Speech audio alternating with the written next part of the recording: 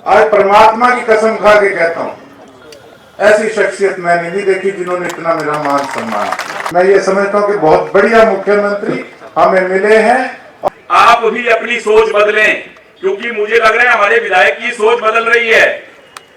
तो आप भी अपनी सोच बदलें, क्योंकि सिरसा की जनता ने कभी भी भारतीय जनता पार्टी का साथ नहीं दिया। साल नौकरियों का साल है। अब भी जो घर पे बैठे हैं रजाई में दुबक के, उन लोगों का कुछ नहीं कर सकता भगवान भी।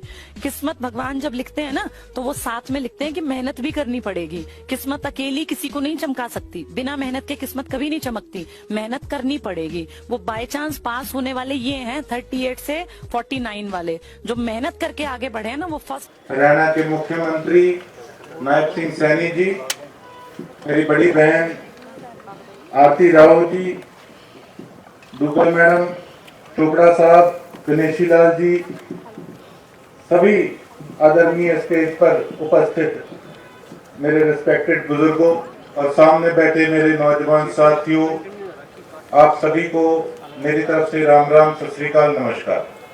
मैं नायब सिंह सैनी जी का वेलकम करता हूं।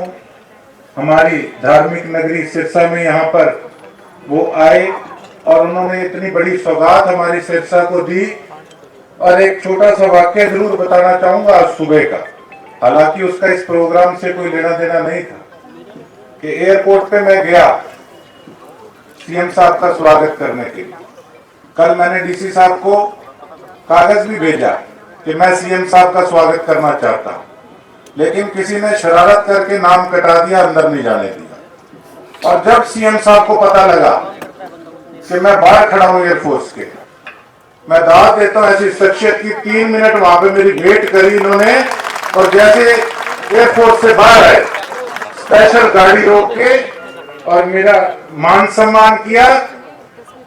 आज परमात्मा की कसम खा के कहता हूं, ऐसी शख्सियत मैंने नहीं देखी जिन्होंने इतना मेरा मान सम्मान किया। और इतनी बड़ी सौगात आपने सीएम साहब हमारे सिरसा को दी। नई सरकार बनते साथ जब मैंने आपसे मांग भी रखी, तो आपने कहा बेटा चिंता ना कर, सारा काम होगा, एक सम्मान, सबका विकास होगा, किसी से भेदभाव नहीं किया जाएगा। यही हमें चाहिए था साहब। मैं ये समझता हूँ कि बहुत बढ़िया मुख्यमंत्री हमें मिले हैं। और मैंने तो विधानसभा के अंदर एक बात कही थी कि देखिए, अगर कोई अच्छा कार्य करेगा तो गोकुल सेठिया उनमें से है कि कभी ये नहीं कि पार्टीबाजी देखते हुए एक या राग अपना लापते रहो। श्रेय लेने की सभी कोशिश कर रहे हैं, पर सच्चाई ये है दोस्तों कि नवंबर में पिछली बार जैसे ही मैं एमएलए बना, हमारे पूर्व मुख्यमंत्री मनोहर लाल जी ने मुझे कहा कि गोपाल सिरसा के लिए मुझे कोई मेडिकल कॉलेज देना है। मैंने कहा जी सबसे बड़ा मेडिकल कॉलेज जो है आप सिरसा के लिए अनाउंस कर दें। मुझे सिवाय सिरसा के काम के, और आप मुझसे प्रॉमिस कर रहे हैं सिरसा के काम का, मुझे कुछ नहीं चाहिए। और उन्होंने सिरसा का 5 साल कोई भी काम रुकने नहीं दिया। बहुत बेशकीमती तोहफे दिए सिरसा को। और ये पिछले 5 नवंबर के आसपास मुख्यमंत्री जी ने मुझसे बात करके ये अनाउंस किया था, और आज कोविड की वजह से ये डिले हो गया।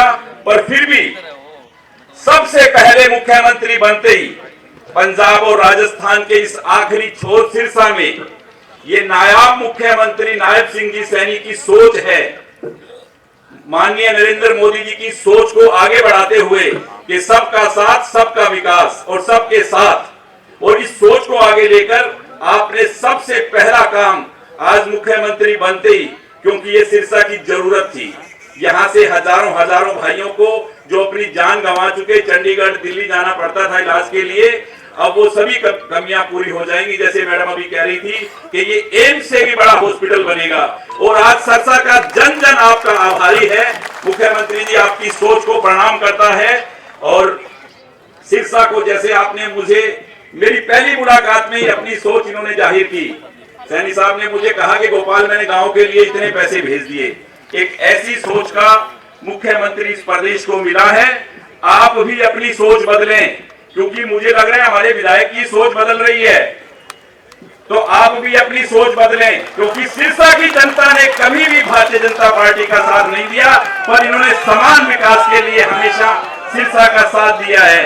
आप भी अपनी सोच को बदल के और अब की बार खड़े होकर मुख्यमंत्री जी का स्वागत करके बता दें कि सिरसा की 5 सीटें अब की बार इनकी झोली में डाल देंगे।